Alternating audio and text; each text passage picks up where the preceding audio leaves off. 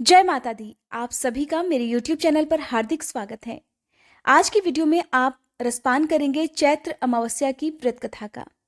अमावस्या का दिन पितरों को समर्पित होता है।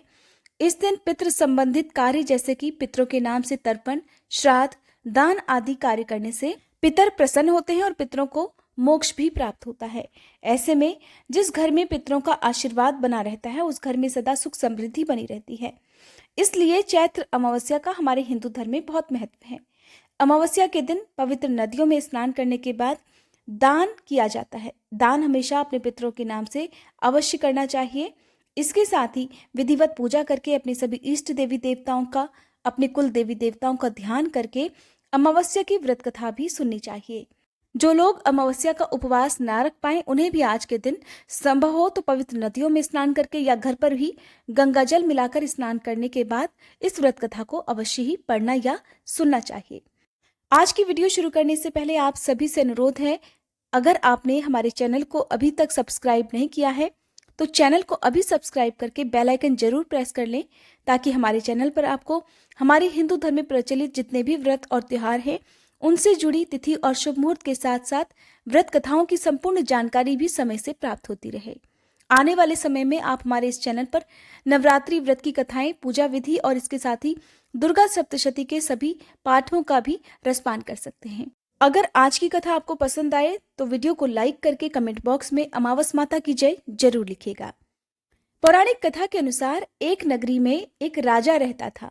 उसकी प्रजा तथा उसका परिवार बहुत ही खुशहाल जीवन व्यतीत कर रहा था। उसके राज्य में कोई भी दुखी नहीं था। राजा की पत्नी भी बहुत ही धार्मिक विचारों वाली थी और अपनी प्रजा को खुश देखकर वो भी खुश रहती थी। राजा के महल के सामने एक साहूकार की हवेली थी। रानी और साहूकार की पत्नी आपस में अच्छी सहेलियों की तरह एक दूसरे से बातें किया करती। एक दिन की बात है, साहूकार की हवेली से साहूकार की पत्नी के रोने की आवाज आई। रोने की आवाज सुनकर रानी ने राजा से इसका कारण पूछा तो राजा ने बताया कि साहूकार के पुत्र की मृत्यु हो गई है, जिस कारण साहूकार की पत्नी बहुत दुखी है और दुख के कारण ही वह रो रही है। इस बात को सुनने के बाद रानी ने कहा कि महाराज, आखिर दुख क्या है और वह रो क्यों रही है। ये बात सुनने के बाद राजा को भी समझ में नहीं आ रहा था कि वह रानी को किस तरह समझाए कि दुख क्या होता है। राजा ने रानी को कहा कि रानी, जिस दिन तुम्हारे पुत्र की मृत्यु होगी उस दिन तुम्हें पता चलेगा कि दुख क्या होता है। राजा ने कहा कि तुम अपने पुत्र को मार दो, तभी तुम्हें साहूकारनी के दुख के बारे में पता चलेगा। ये बात सुनने के बाद रानी ने अपने पुत्र को महल से नीचे गिरा दिया।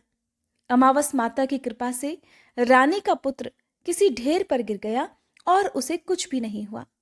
पुत्र को सही सलामत देखने के बाद रानी ने राजा से फिर वही प्रश्न दोहराया। तब राजा कहने लगा कि पड़ोसी राज्य से हमारा युद्ध हो रहा है, मैं उस युद्ध में अकेला जाऊंगा और जब मेरी मृत्यु की खबर तुम तक पहुंचेगी तब तुम्हें एहसास होगा कि दुख क्या होता है। राजा युद्ध के लिए चला गया, परंतु अमावस माता की कृपा से वह युद्ध में जीत गया और राजा सही सलामत अपने महल में वापस आ गया और सोचने लगा कि आखिर ऐसी क्या बात है कि रानी को वह दुख का एहसास ही नहीं करवा पा रहा। इसके बाद राजा ने रानी को बुलाकर कहा कि अब वे दोनों गंगा यात्रा के लिए जाएंगे, इसलिए रानी तुरंत तैयार हो जाएं। रानी के साथ वह गंगा नदी में स्नान करेगा और वह गंगा में कूद जाएगा। रानी ने राजा की बात मानकर गंगा यात्रा की तैयारियां प्रारंभ कर दी। दूसरी तरफ कैलाश में भगवान शिव ने देवी सती से कहा कि मैं कलयुग में तुम्हें सुख आत्मा के दर्शन करवाऊंगा। ये कहने के बाद भगवान शिव ने बकरे का और माता सती ने बकरी का रूप धारण कर लिया। इसके बाद वह नदी किनारे घास चरने लगे। वहीं पर राजा अपनी रानी के साथ आया। राजा और रानी ने वहां बैठकर भोजन किया और विश्राम करने लगे। उस समय राजा पानी लेने चला गया। वहीं पर देवी सती अर्थात देवी पार्वती भगवान शिव से कहने लगी कि हे भोलेनाथ, ये रानी तो दुख देखना चाहती है, लेकिन भोलेनाथ एक बात तो बताइए कि इस रानी को दुख का एहसास क्यों नहीं हो रहा है। रानी ने पशुओं को मनुष्यों की बोली बोलते हुए सुन लिया। उसने सुना कि भगवान शिव और माता पार्वती, जो कि बकरा और बकरी का रूप धारण करे हुए थे, उसने सुना कि बकरा अर्थात भगवान शिव देवी पार्वती से कह रहे थे, हे देवी, इस रानी ने अपने पिछले जन्म में अमावस का व्रत किया और इस जन्म में वह अब सुख भोग रही है। इसके बाद भगवान शिव ने कहा कि ये राजा गंगा में भी नहीं मरेगा। रानी ने ये बातें सुनने के बाद राजा को सारी बातें बता दी। इसके बाद राजा और रानी वापस अपने महल में आ गए। तब राजा ने अपनी प्रजा को भी अमावस का व्रत करने की आज्ञा दी और कहा कि जो भी मनुष्य अमावस्या का व्रत करेगा उन्हें हमेशा सुख समृद्धि प्राप्त होगी, उनके अगले पिछले सभी जन्मों के पाप नष्ट हो जाएंगे और उन्हें हर जन्म में सुख ही सुख प्राप्त होगा। तभी से मान्यता है कि अमावस्या के दिन अमावस माता के साथ साथ भगवान शिव और माँ पार्वती जी की पूजा की जाती है। साथ ही अपने सभी आराध्य देवी देवताओं, अपने कुल देवी देवताओं का और अपने पितरों का भी ध्यान किया जाता है। चैत्र अमावस्या के दिन पितरों की आत्मा की शांति के लिए सुबह ब्रह्म मुहूर्त में उठकर स्नान किया जाता है। स्नान करने के बाद व्रत का संकल्प और दान देने का संकल्प लेते हुए सूर्य देव को अर्घ्य दिया जाता है। अर्घ्य देते समय सूर्य देव के मंत्रों का जाप किया जाता है। आप गायत्री मंत्र का भी जाप कर सकते हैं या ओम सूर्याय नमः इस मंत्र का भी जाप कर सकते हैं। सूर्य देवता को जल अर्पित करने के पीछे भी मान्यता है कि इस तरह सूर्य देवता को अर्घ्य देने से पितरों को प्रसन्नता प्राप्त होती है और अगर वे किसी कष्ट में हैं तो उन्हें उस कष्ट से भी मुक्ति मिल जाती है और पितर शांत होते हैं। चैत्र अमावस्या के दिन पीपल के वृक्ष की पूजा का भी विधान है, क्योंकि मान्यता है कि पीपल के वृक्ष में ही सभी देवी देवताओं का और पितरों का वास होता है और पीपल का वृक्ष हमारे धर्म में पवित्र वृक्षों में से एक वृक्ष होता है।